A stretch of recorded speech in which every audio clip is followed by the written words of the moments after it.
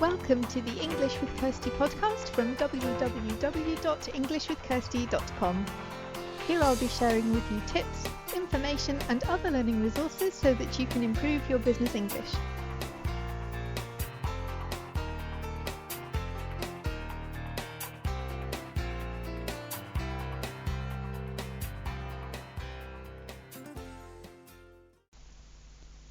Hello everyone and welcome to this week's edition of the English with Kirsty podcast. And this week we're going to be continuing our theme about how to keep conversations going and avoid awkward silences. So we talked about this last time. We had 3 tips last time and then we have another 3 this week. So we're continuing with this theme because it's something that people say a lot, whether it's they are meeting up with their tandem partners and they really want to speak English but they don't know where to go after the initial hi, how are you, how was your week, or it could be in a business situation where you're speaking with colleagues or customers in an informal setting. The questions are around how do I speak to them in English without it being uncomfortable, without us just standing there looking at each other because we've run out of things to say. So that's why I'm spending a bit longer on this, because it's not only about speaking English, but it's knowing how to manage that conversation and steer it to where you want it to go, or to keep it going, and to learn about the other person as well, to give them some information about you without it being an interview, because that can be really uncomfortable as well if you've just got somebody firing questions at you.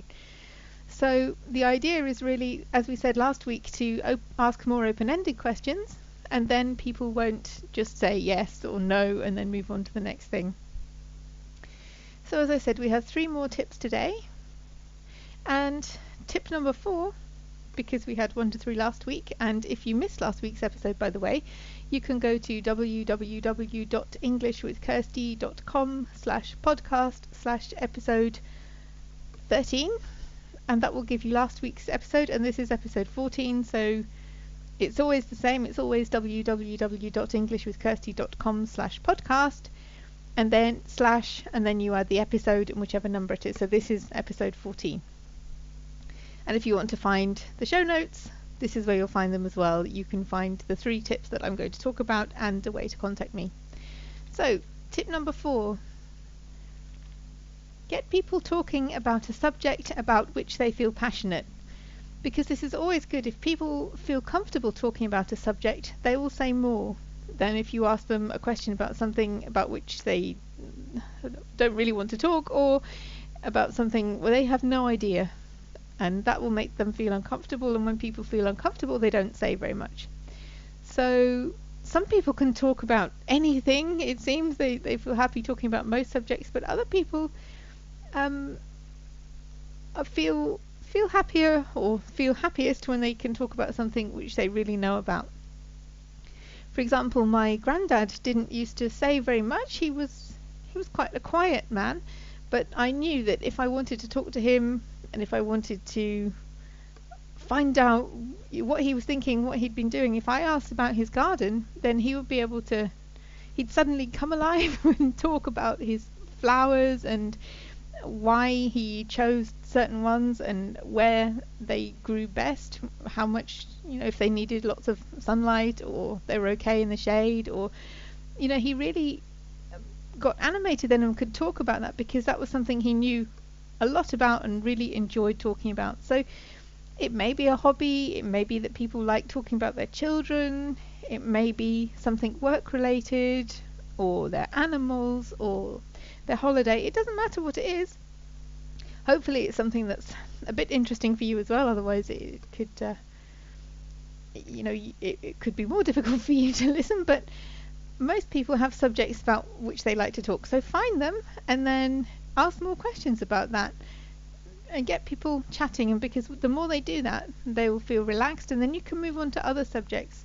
It's like an icebreaker. If you get somebody feeling confident and relaxed and happy to talk to you, then you can move on to other things as well, and you've already broken that ice of the initial conversation. So number 5 is an alternative to this, really. Find common ground. So if you feel that you've been talking a lot about something that the other person doesn't know very much, or that they've been talking a lot, this is a really good way to level the playing field and to find something that you both know something about, you're both happy to talk about it. And that could be, maybe you find out that you've both got dogs, or that you both have children at the same age, or something to do with your personal life, but it could also be something work related. Maybe you attended the same conference last year, maybe you're working on similar projects, maybe you have both been doing work in a different country, or you're interested in developing your skills in a certain area. It can be loads of different things, but if you find something that you can both talk about, then it's less of a one-sided conversation, because you can both contribute. You can ask the other person's ideas, you can share your own, and you can probably help each other as well. So it keeps the conversation going, but it's also a way that you can benefit from each other's ideas and experiences. And number 6 is, try not to make people feel that they have nothing to contribute. And I'm sure nobody does this on purpose. If you did, that would be unpleasant, but most of the time this happens by accident, really, because people aren't thinking about how their behavior affects other people. So, for example, if you've got so much to say on a subject and you feel really passionate about it, as we were saying in point 4, if you're doing the talking, make sure that the other person is still with you, still listening, that their eyes aren't glazing over, that they are still engaged in the conversation. And even if you are sharing about something that you want to talk about, then you can ask questions as well to bring the other person back, so it doesn't become just a long monologue. And also, sometimes people don't like these silences that are natural. So I'm talking about the awkward silences that go on for a few seconds where people begin to feel uncomfortable. But actually short silences are a natural part of conversations, particularly if people aren't speaking in their native language, because sometimes they need a bit of time to think about what they're going to say next and to decide how they're going to say that. So small silences are normal, and people may just need that. Don't try to fill the silence with something else, like another question, or the same question asked in a different way, or something else that you think about this subject, because sometimes people just need a bit of time. And if you fill every silence, then that person doesn't have the opportunity to contribute. And I know someone who does this, someone who's quite talkative, and it's not intentional, but as soon as there's a silence, they think, right, I need to fill it with something, I need to ask something else, whereas it's not something to be scared of. It's okay to have a few seconds while the other person's thinking what they want to say. So don't let the other person feel that they haven't got anything to contribute because you're dominating the conversation. And sometimes people do naturally do that, and that's something that would be better if they learned not to do. But sometimes people dominate conversations because they feel a bit nervous, because they don't want the conversation to stop. But equally, that's not a good thing, because then you won't find anything out about the person that you're talking to and how they feel and what they think. So in all of these, remember that it's a two-way conversation. You do want to keep it going. You do want it to be an interesting conversation, but give the other person some time and ask them things that will make it easier for them to contribute as well, and then you both get more from the conversation. So I hope that's been helpful. I have got 4 more tips on this subject, so we're going to finish this next week. So the last 4 will be coming next week, and then we're going to move on to something else.